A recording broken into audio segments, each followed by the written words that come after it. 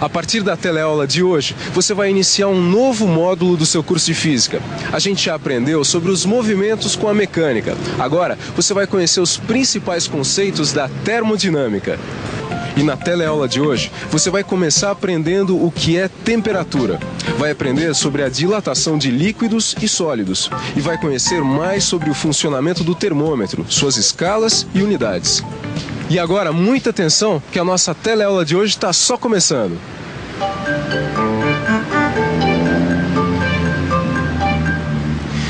Como será que está a temperatura do dia hoje? Vamos ver? Para mim está agradável. Deve estar estável. Eu acho que tá uns 20 graus, mais ou menos. Ah, tá bem. E para você? Pra mim tá ruim. Quando a gente fala a palavra temperatura, a gente compreende essa palavra, mesmo sem nunca ter estudado. Isso acontece porque a temperatura está relacionada ao fato do dia estar quente ou frio. Mas será que é só em relação à previsão do tempo que a temperatura afeta a nossa vida diária? Alô, folga boa, hein? Aí largado enquanto eu trabalho, né? Bonito isso. Ô, Vicente. O que foi? Sabe o que é? Acho que eu não tô me sentindo bem hoje, viu? Oh, meu Deus, o que aconteceu, cara? Não sei, eu tô sentindo uma espécie de febre. Acho que é febre. Febre, é. Deixa eu ver. Ó, Gil, eu acho que você não tá com febre não, viu? Eu acho que isso aí é onda. Levanta e vai trabalhar, meu filho. Que onda nada, Vicente. Que negócio de onda, o quê? Quem tá sentindo a febre sou eu. Aqui por dentro tá pelando, rapaz. Sabe o que é pelando? Sabe aquela sensação de tá tudo pelando, tudo Não, quente? eu já entendi, mas... Gil, eu acho que definitivamente você não tá com febre. Não me parece, pelo menos. Mas desde quando o tato é termômetro de temperatura? Desde quando? Eu sempre usei a mão. Ou será que é, hein, gente? Eu não sei. Não sei. A impressão que eu tenho é que a temperatura nesses dois recipientes é a mesma. Certo, então agora coloca as mãos nos recipientes das extremidades. Nossa, quanta diferença.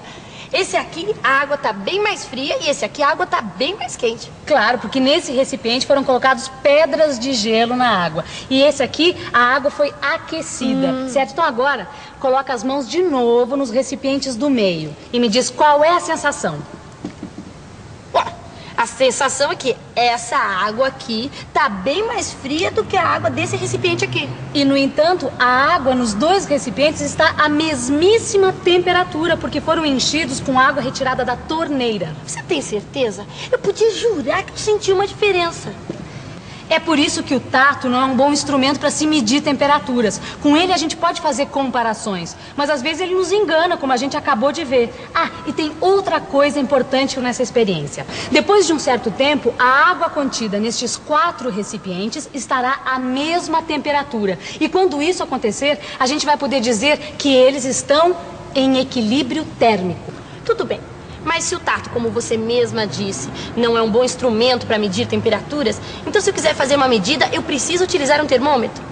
Claro, se você quiser medir a temperatura ambiente, você pode usar esses termômetros de parede. Agora, se você quiser medir a temperatura do corpo humano para saber se está ou não com febre, você tem que usar um termômetro clínico.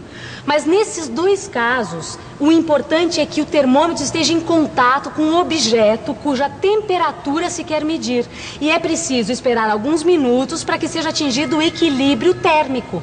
Agora eu entendi por que a gente precisa ficar alguns minutinhos com o termômetro debaixo do braço.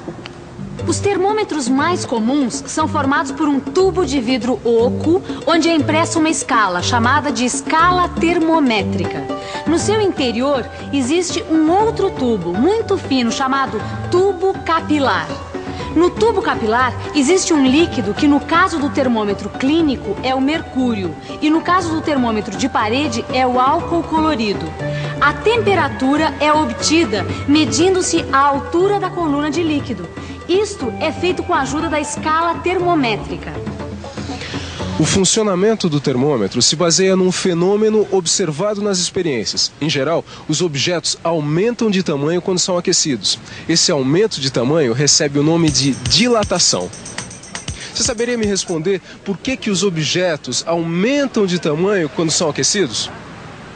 Olha, Rosinha, para responder essa pergunta, a primeira coisa que a gente tem que pensar é: como os materiais são formados. Ué, são formados de átomos. Sim, e os átomos são pequenas partículas em constante movimento. E a gente já sabe que existe uma energia associada ao movimento, que é a energia cinética. E o que acontece quando a gente aquece alguma coisa, como no caso da água? Ao ser aquecida, ela recebe energia que é transferida aos seus átomos.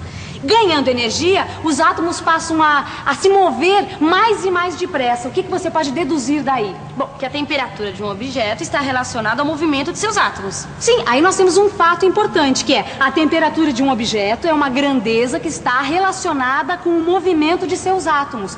E tendo mais energia, o que acontece com os átomos? Bom, eles se afastam um dos outros e a distância média entre eles é maior. Ah, é por isso então que os objetos aumentam de tamanho. Aí nós temos uma definição muito importante. Olha só, dilatação é o aumento do tamanho de um objeto quando aquecido, em consequência do aumento da distância média dos átomos que o formam. E como é que a gente pode calcular a dilatação de um objeto? Bom, vamos pensar um pouco.